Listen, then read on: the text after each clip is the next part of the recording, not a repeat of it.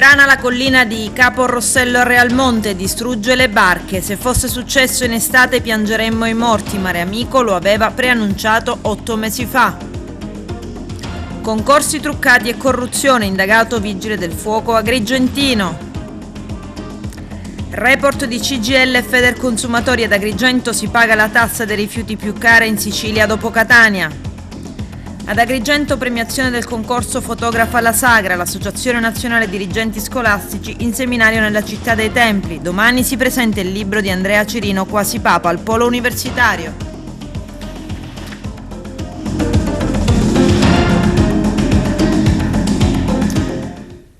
Bentrovati gentili telespettatori al nostro appuntamento con l'informazione. Frana la collina di Capo Rossello a Realmonte, vicino alla Scala dei Turchi, e distrugge delle barche. Mare Amico aveva segnalato il pericolo 8 mesi fa. Se fosse successo in estate piangeremmo i morti. Vediamo.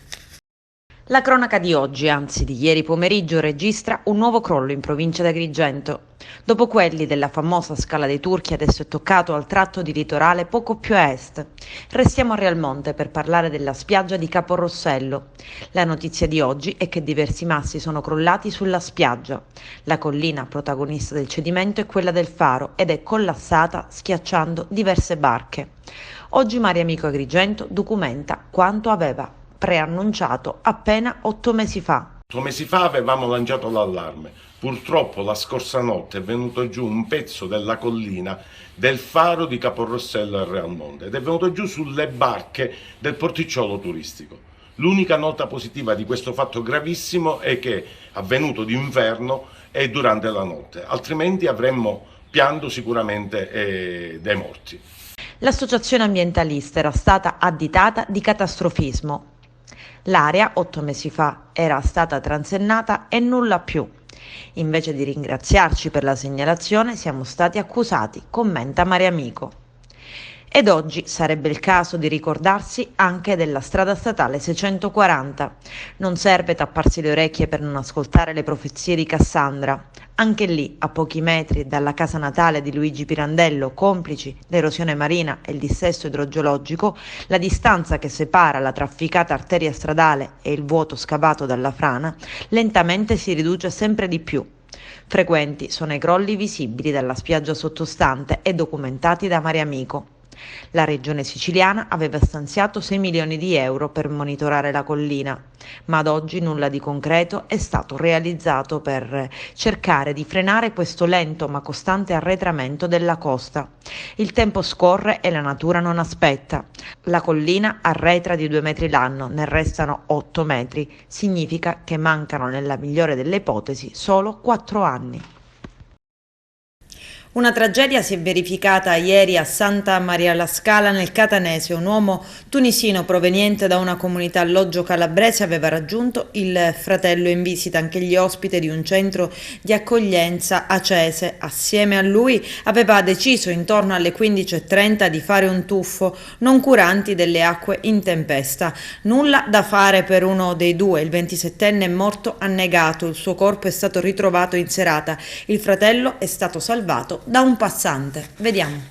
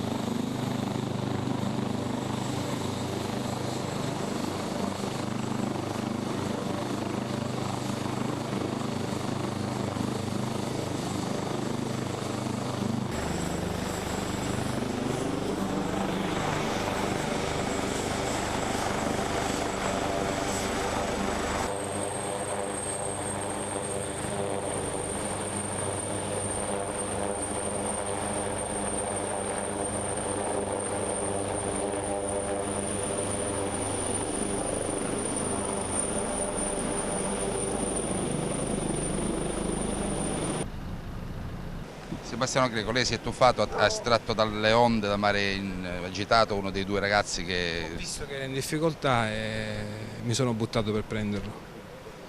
Che ora è successo? Insomma, ci racconta un po' la dinamica. Ero qui con mia moglie, con il bambino che stavamo passeggiando e abbiamo sentito delle urla e siamo andati e sono andato.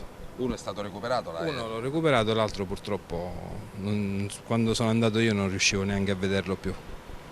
Questa è la dinamica. Inchiesta Concorsopoli di Trapani che ruota intorno a concorsi truccati e corruzione. Indagato vigile del fuoco Agrigentino. La procura chiedeva nei suoi confronti l'applicazione dell'obbligo di dimora, ma il GIP l'ha rigettata. I dettagli nel servizio.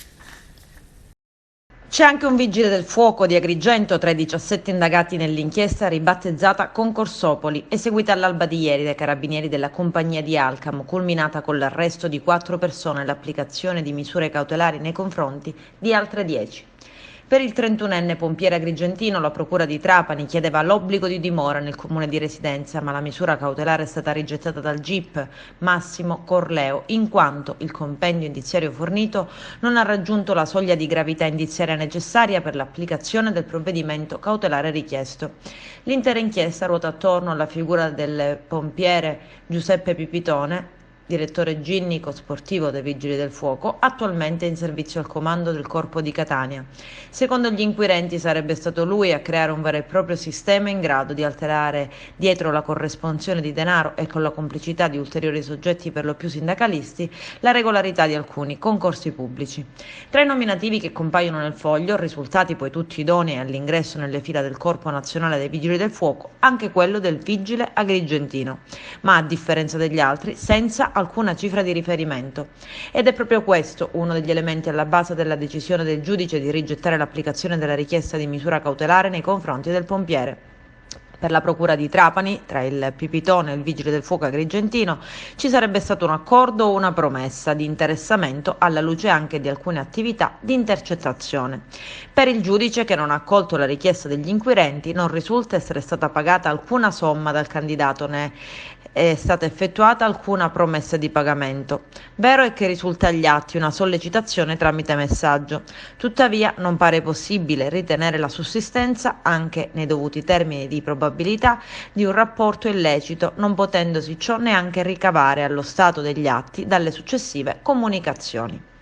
L'indagine per i concorsi truccati nei Vigili del Fuoco e nella Polizia, che ha portato all'emissione di 14 misure cautelari, riguarda in particolare gli anni 2017-2018 e non si è ancora conclusa. L'indagine è stata avviata appunto da pregresse risultanze investigative della sezione DPG del Corpo Forestale. Tra queste risultanze investigative vi è anche appunto la perquisizione effettuata a carico di un vice dirigente dei Vigili del Fuoco. Furono trovate a casa dello stesso un manoscritto con dei nominativi nonché una somma di denaro di cui l'uomo non era riuscito a dare una giustificazione. I successivi accertamenti hanno permesso di ipotizzare che l'odierno indagato avesse coperto dietro una fittizia scuola di preparazione per i concorsi un sistema di corruzione per l'immissione appunto nelle amministrazioni pubbliche. L'indagine ha riguardato, come dicevo, principalmente questo vice dirigente dei Vigili del Fuoco, che si è interessato nei confronti di alcuni candidati aspiranti concorsisti nell'ambito di un concorso per i Vigili del Fuoco. I concorrenti erano principalmente residenti nel comune di Alcamo e limitrofi, sebbene nel corso dell'indagine è stato dimostrato come lo stesso vice dirigente avesse dei contatti con degli aspiranti nella regione Veneto. Ipotizzato che le cifre si aggirassero intorno ai 3.500 euro per i Vigili del Fuoco. Vi è un solo caso in cui un aspirante concorsista della Polizia di Stato dovrebbe aver pagato la cifra intorno ai 5.000 euro. Tra i destinatari di misura ci sono in totale 10 appartenenti a corpi dello Stato, 4 di questi sono per l'appunto risultati idonei vincitori del concorso nei Vigili del Fuoco e risponderanno anche loro del reato di corruzione. Il patto corruttivo tra il vice dirigente e i concorsisti appunto si basava sulle promesse di interferenze da parte di questo vice dirigente nell'iter concorsuale.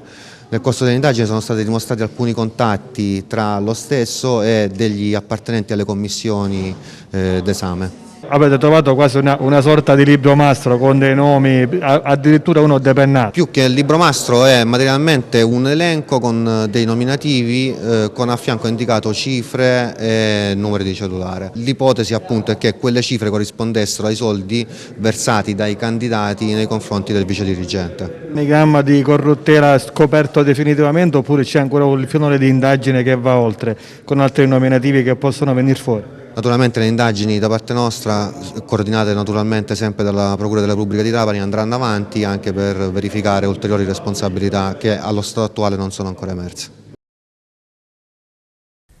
I poliziotti del commissariato Frontiera di Porto Empedocle hanno arrestato un 47enne del posto in esecuzione di un'ordinanza in seguito ad una condanna del Tribunale di Agrigento a 2 mesi e 13 giorni per aver omesso di versare le ritenute previdenziali, assistenziali ai dipendenti. L'uomo, nei confronti del quale era stata rigettata la messa alla prova, dovrà scontare la pena in regime di arresti domiciliari.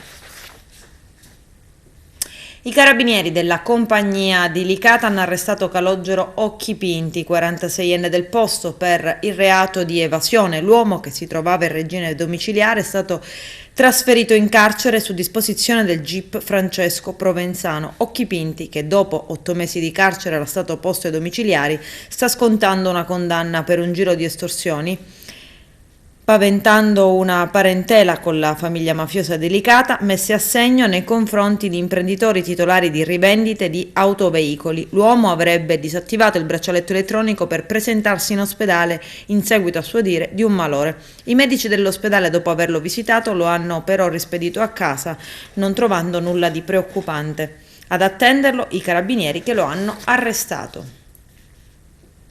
Rifiuti, tasse alte e servizi scadenti. Secondo un report di CGIL e Federconsumatori Sicilia, ad Agrigento si paga la tassa sui rifiuti più cara in Sicilia dopo Catania. C'è il servizio.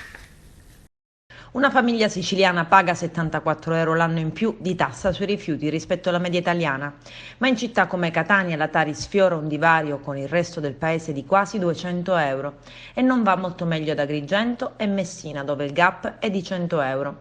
La denuncia sulla gestione dei rifiuti in Sicilia, dove si pagano le tasse alte per avere strade sporche, un'impiantistica inadeguata e una regione fanalino di coda per la raccolta differenziata, arriva da un report della CGIL Sicilia e da Federconsumatori regionale.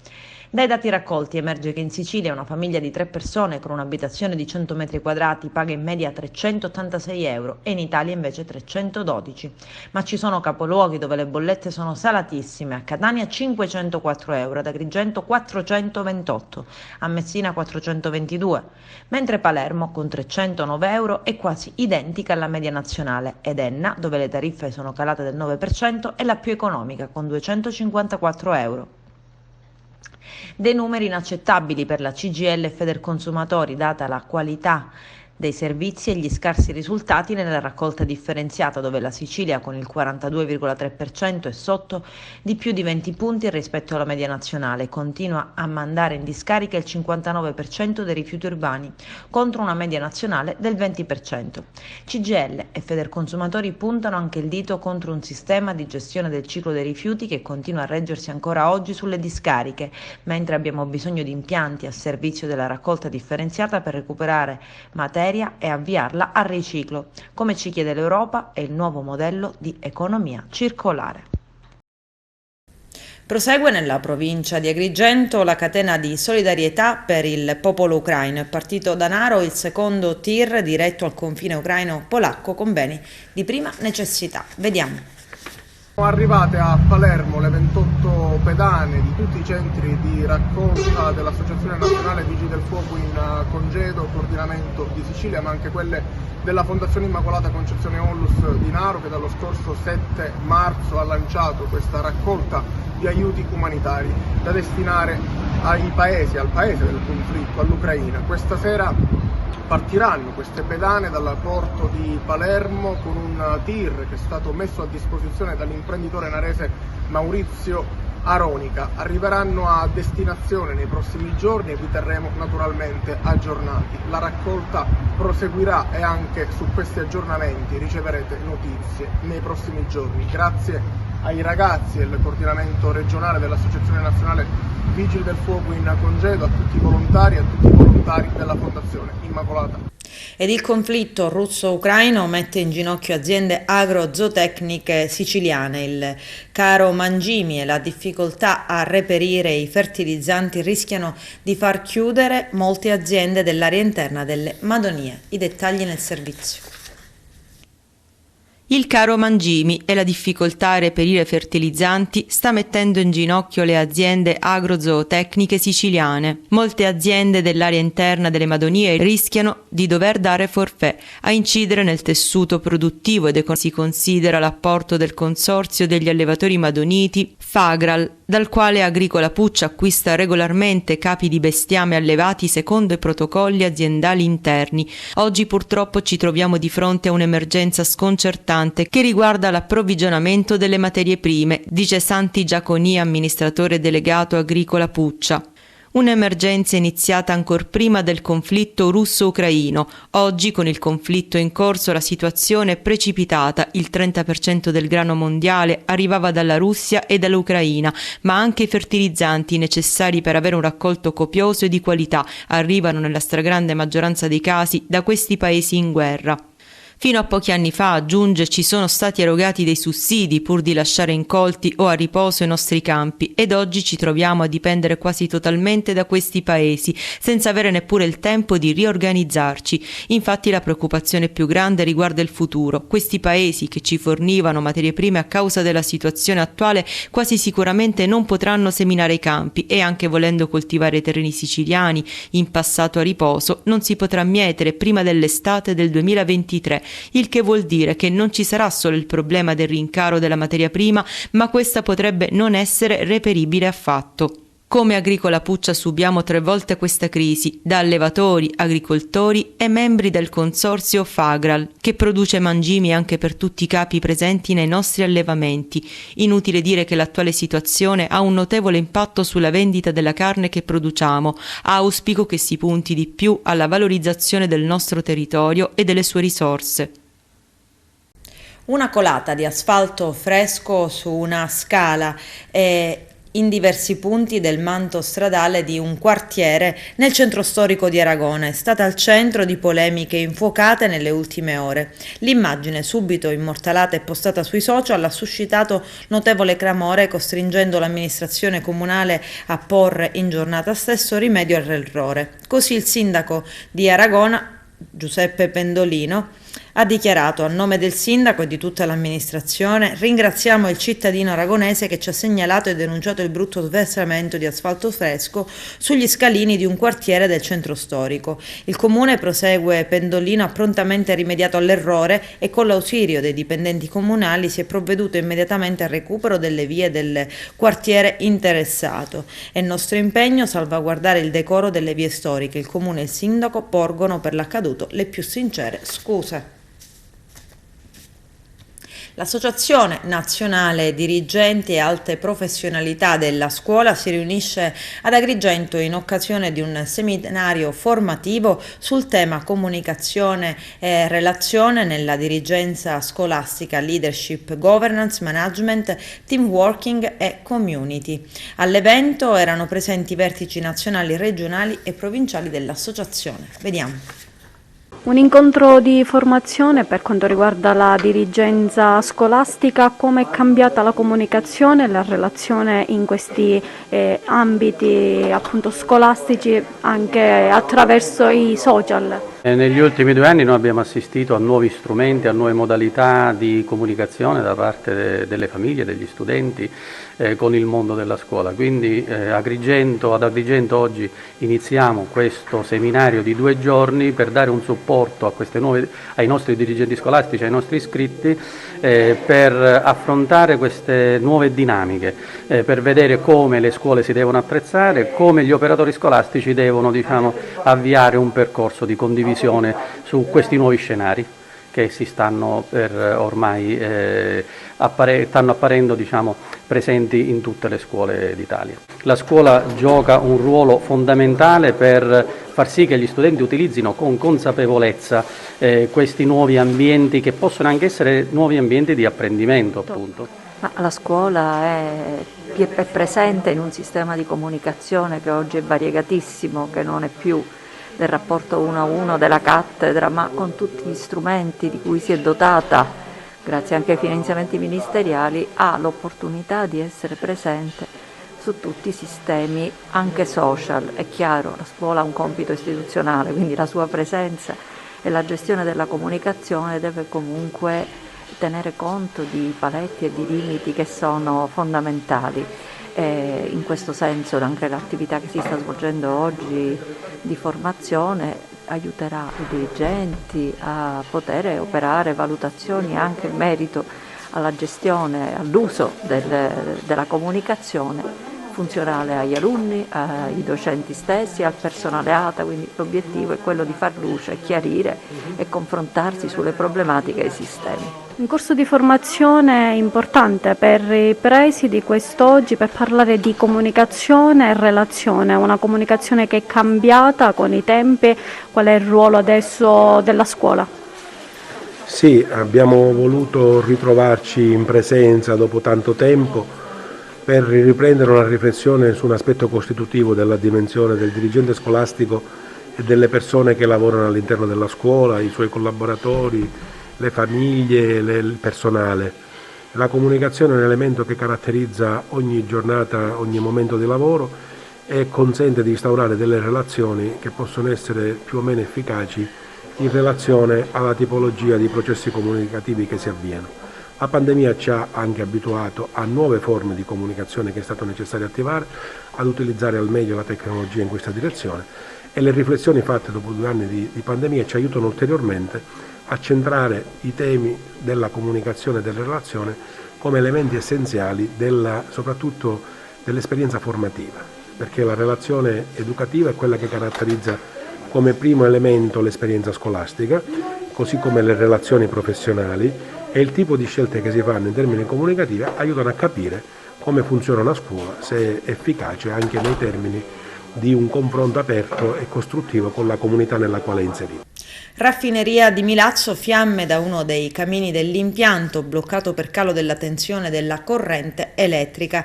Dietro il bagliore, visibile anche a distanza, ci sarebbe l'attivazione di un sistema di sicurezza che permette di espellere il gas in eccesso. C'è il servizio. È arrivato dopo diverse ore di attesa il comunicato con il quale la RAM, Raffineria di Milazzo, spiega quanto accaduto la sera del 28 marzo scorso quando una fiamma alta si è elevata dalla torcia dello stabilimento. La fiammata è stata accompagnata da una coltre di fumo ed è stata ben visibile a Milazzo e in diversi comuni della fascia tirrenica messinese. Un episodio che ha preoccupato i residenti della Valle del Mela e dei comuni che rientrano nell'area definita ad alto rischio di crisi ambientale. Ancora una volta, quanto accaduto alla raffineria ha allertato la popolazione che risiede nei pressi dell'impianto e che attendeva risposte tempestive, che però sono arrivate in maniera ufficiale solo il giorno successivo. RAM, Raffineria di Milazzo, si apprende dal comunicato, informa che il 28 marzo scorso, alle ore 21:30 circa, si è verificata la fermata generale degli impianti a seguito di un guasto e successivo intervento delle protezioni elettriche sulla sottostazione a 150 kW che connette la rete elettrica nazionale alla rete di distribuzione interna della raffineria. Attualmente, prosegue la RAM, si sta procedendo alla progressiva rialimentazione elettrica degli utenti di raffineria e al successivo riavviamento degli impianti. RAM, conclude la nota, conferma che i sistemi di sicurezza hanno funzionato correttamente e hanno garantito la salvaguardia e l'incolumità degli impianti e delle persone. Sulla vicenda l'amministrazione comunale di Milazzo fa sapere che si attendono i riscontri dell'ARPA. L'Agenzia di Protezione dell'Ambiente, si legge in un comunicato stampa, è stata subito interessata dal sindaco Pippo Midili, che ha inviato un'email urgente chiedendo un intervento immediato finalizzato a verificare il contenuto delle emissioni in atmosfera e quindi le conseguenze per la pubblica salute e per l'ambiente di tale inconveniente. Ad Agrigento premiate le foto vincitrici del concorso Fotografa la sagra del mandorlo in fiore. Eugenio Cairone. Premiate le più belle foto del concorso Fotografa il mandorlo in fiore, ideato dal giornale agrigentooggi.it. La cerimonia si è svolta nella sede del distretto turistico Valle dei Templi. Migliore foto in bianco e nero è quella di Nino Piraneo, mentre la foto a colori è di Giuseppe Cacocciola. Premiato anche uno scatto di Gaetano Gazziano utile per la promozione turistica. I partecipanti al concorso sono stati oltre 200. Assessore, da Sagra del Mandorlo si chiama Festa del Mandorlo. Purtroppo la pandemia ci ha tenuti fermi. Si riprende con questo concorso. Oggi la tua presenza in rappresentanza del Comune. Intanto io continuo a chiamarla Sagra, al di là di tutto, perché sono legato alla tradizione e quindi mi fa sempre molto piacere avere il nome della Sagra. E diciamo che questa occasione fatta dal sito Agrigento Oggi, che ogni anno ha fatto sempre questo bellissimo contest fotografico, Fotogra il Mandorlo in fiore, negli ultimi 2 anni che non c'è stato, diciamo che ci ha un po' tenuto a freno su tutte quelle che sono le attività di promozione del territorio. Un po' quest'anno, alla fine insomma, di queste norme che ci hanno tenuto chiusi con il Covid o altro, il fatto che si ripropone nuovamente questo contest, diciamo che serve un po' ad esorcizzare un po' quello che è successo negli ultimi 2 anni. Quindi ci fa molto piacere sostenere questa iniziativa, ci fa molto piacere continuare a spingere affinché insieme agli attori del territorio si possa continuare a essere questa tipologia di promozione. Dei grandissimi complimenti ai principali attori, che sono i fotografi che hanno immortalato le nostre bellezze in questa edizione, così come anche nelle precedenti, in maniera assolutamente eccelsa. E quindi andiamo avanti, si sta ricominciando, dobbiamo ricominciare tutti insieme e soprattutto farlo solo ed esclusivamente con il bene della nostra città. Tornando al nome, sono d'accordo, Assessore, chiamarla Sagra. Ma la Sagra è la nostra tradizione, anche se effettivamente è proprio vero, di Sagra ben poco, perché dovremmo sicuramente valorizzare un po' più quelli che sono i prodotti del territorio e naturalmente la festa farla per quanto riguarda il Festival del Folklore. Ci lavoreremo sicuramente perché febbraio-marzo dell'anno prossimo praticamente arriva subito. Domenico, patron di questo premio, sono passati 11 anni. 11 anni bellissimi che sarebbero potuti essere 13, perché sono tanti quanto conta il giornale. Purtroppo abbiamo dovuto interrompere negli ultimi 2 anni per la pandemia, però ci è sembrato giusto riprendere, dare un segnale di fiducia, nonostante la kermesse, la Sagra del Mandorlo in fiore non venisse più fatta, non fosse stata fatta negli ultimi 2 anni, però ci è sembrato bello comunque raccontare questo paesaggio meraviglioso che è la Valle dei Templi, con i fiori di mandorlo che raccontano questa primavera anticipata. Non è banale, è meraviglioso, quindi un segnale di ripartenza, un segnale di fiducia e di speranza, e poi la possibilità di portare tutte queste foto, oltre 200 scatti che sono arrivati alla redazione di Agrigento Oggi, alla BIT di Milano, e quindi poterne fare promozione turistica a costo zero. Ecco, possiamo dire che sono mancati i gruppi anche quest'anno, però gli scatti meravigliosi hanno colto veramente degli angoli stupendi. Sì, i fotografi si sono dovuti impegnare un po' di più, perché è molto facile fotografare i gruppi, le sfilate eccetera, e invece ci è voluta più fantasia per cogliere degli scorci con i mandorli fioriti e i nostri monumenti. Abbiamo qui 2 veterani del premio Fotografa alla Sagra. Nino. Sì, contentissimo di essere al 4º premio vinto. Sono felice di essere qua con gli amici, si vede che si intravede la luce nel tunnel. Riprendiamo dopo 2 anni. Grazie. Veterani, oddio sì, diciamo che per noi è una passione così impegnativa che amiamo tantissimo questo tipo di appuntamento annuale che si tiene grazie alla presenza dei nostri organizzatori. Noi siamo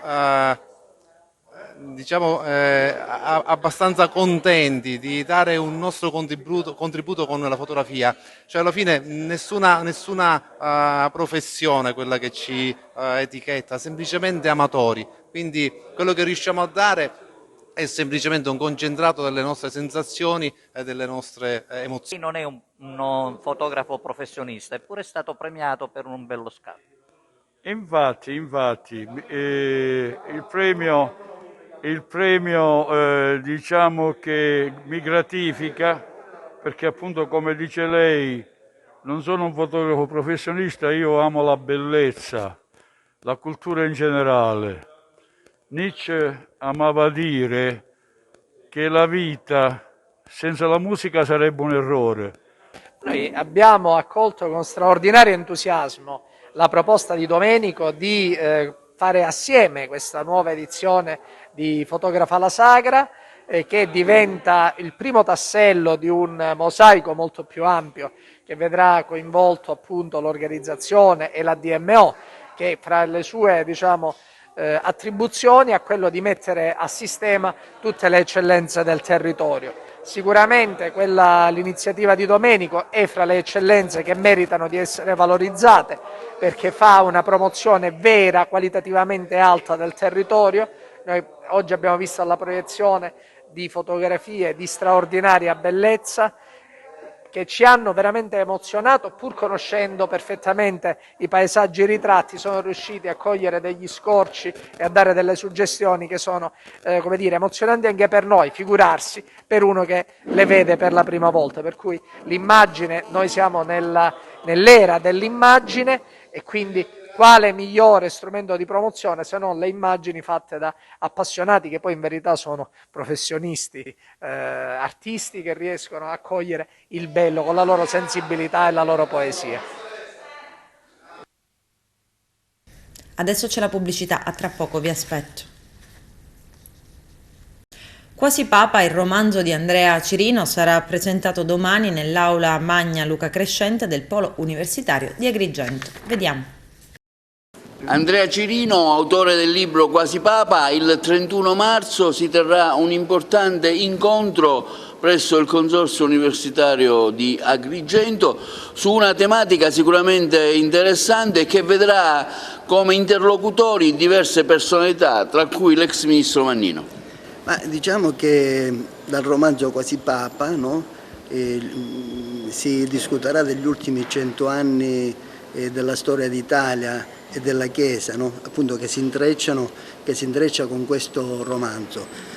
E quindi saremo all'università, al polo universitario, ho il piacere di dialogare con importanti relatori, il dottore Pezzino, Don Baldo Reina, il ministro Mannino, ci saranno gli studenti dell'università, il liceo Empedocle musicale, e quindi sarà un interessante incontro, perché parleremo degli ultimi conclavi, 50 anni di conclavi da Pio XII a Bergoglio, quindi racconteremo alcuni aneddoti dei conclavi, discuteremo del Concilio Vaticano II, anche sul Concilio Vaticano II che ha interessato Monsignor Peruzzo ad Agrigento, e quindi sarà un incontro abbastanza interessante.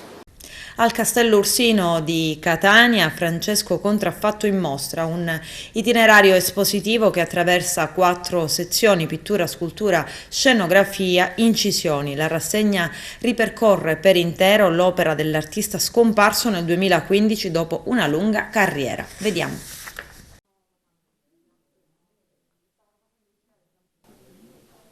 Alla stampa lei ha detto: questa non è una mostra antologica, non è una retrospettiva, ma era il momento giusto per fare questa mostra. Sì, era il momento giusto, innanzitutto grazie all'amministrazione comunale, che è il rapporto particolare che ho con l'assessore Mirabella, che ha fatto sì di darci lo spazio per poterlo fare, e gli elementi. Noi avevamo tantissimo, noi come famiglia, di questo autore, ma anche tantissimi amici e istituzioni ci hanno dato dei prestiti per poterla mettere in campo. Chi era Contraffatto? Noi conosciamo le tantissime opere di Contraffatto, ma lei si è soffermato davanti a un piccolo quadro, se vogliamo. Sua mamma? Sì. Vista da dietro? Sì. E perché era la chiave di tutto.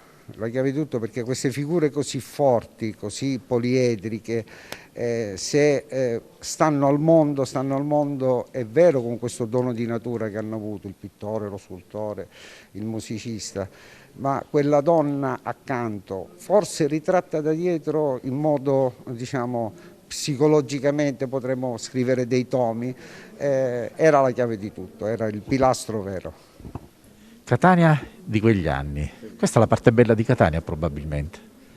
Sì, io ero molto piccolo e vedevo questa Catania molto fervida, molto dinamica. Io sono fiducioso, Questa Catania secondo me ritorna grazie anche a espedienti come questi. Se noi sin da piccoli educhiamo i nostri giovani e noi ci rieduchiamo alla bellezza, sono convinto che ce la possiamo fare e Catania ce la fa. Io sono molto molto fiducioso in questo. Per me va bene. Assessore, questa è una mostra importante per Catania, ma certamente non solo per Catania, perché Contraffatto è patrimonio di Catania, ma non è patrimonio solo di Catania. Ma l'hanno definita gli eredi una mostra affettiva per la città. Non è un caso che l'abbiamo fortemente voluta insieme agli eredi qui nel Museo Civico Castellorsino. Un artista che ha vissuto, ce lo racconta in questa straordinaria mostra, allestita anche con la collaborazione del Teatro Stabile, con tutte le tecniche, con tutti questi 87 anni vissuti in pienezza.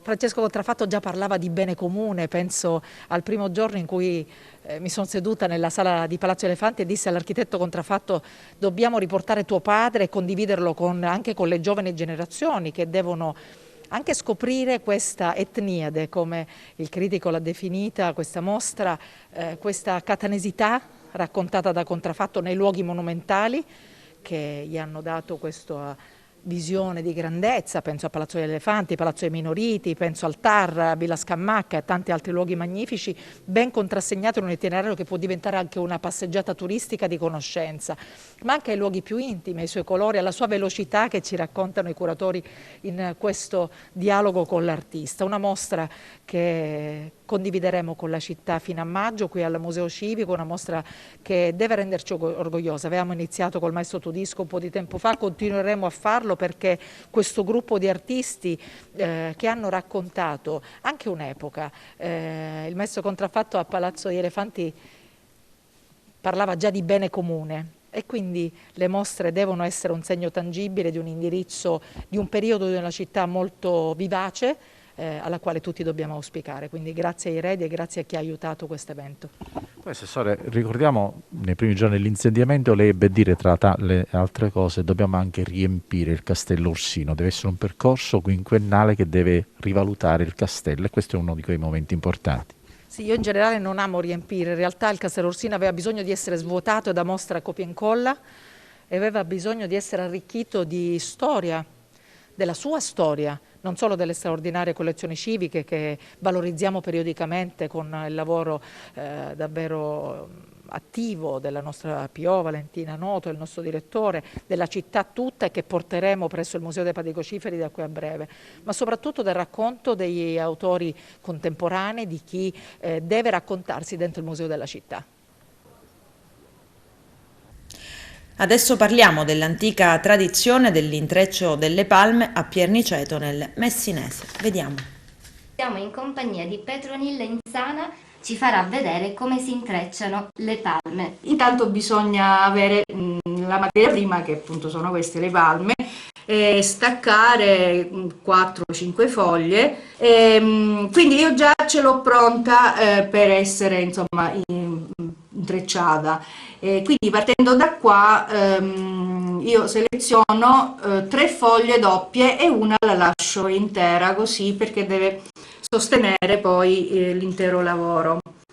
Le foglie come vedete sono doppie e io adesso ora le staccherò, quindi in questo modo le staccherò la prima, la seconda. A questo punto giro la palma dal lato dove è stata tagliata e comincio con l'intreccio e prendo un pezzetto di foglia da un lato e un pezzetto di foglia dall'altro e le incrocio una sopra l'altra. Naturalmente devo preparare una trama in modo che tutte le foglie stiano ferme e quindi farò passare la seconda che prendo da ogni lato al contrario di come ho fatto la prima. Quindi se la prima era sotto, questa adesso passa di sopra e così faccio anche dall'altro lato. Quindi questa era di sopra, adesso la faccio passare di sotto in modo da fermare la trama, no? Così a me ne servono altre 2 per ogni lato e quindi procedo con l'intreccio. Questa diciamo è la base, si comincia in genere così e poi su questo il lavoro può evolvere come vuole, secondo la fantasia di ognuno, secondo la creatività. Quindi qua siamo già pronti per cominciare l'intreccio vero e proprio, perché questa era la fase preparatoria. Si prende la parte sempre più esterna e giro questa parte su se stessa e lo faccio passare praticamente sopra, in questo modo, lo incastro e poi lo tengo fermo qua, così. La stessa cosa faccio dall'altro lato. Qui adesso io posso procedere alla chiusura della palma e a questo punto giro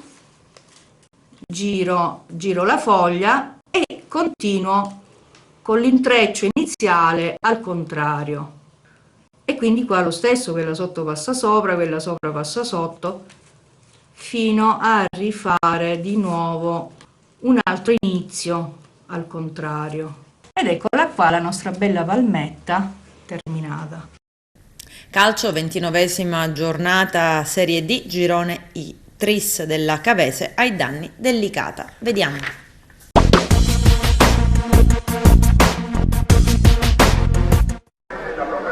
Buongiorno dallo stadio Simonetta Lamberti di Cava dei Tirreni, dove stanno per scendere in campo le formazioni di Cavese e Licata in una partita valevole per la 29esima giornata del campionato di Serie D Girone I.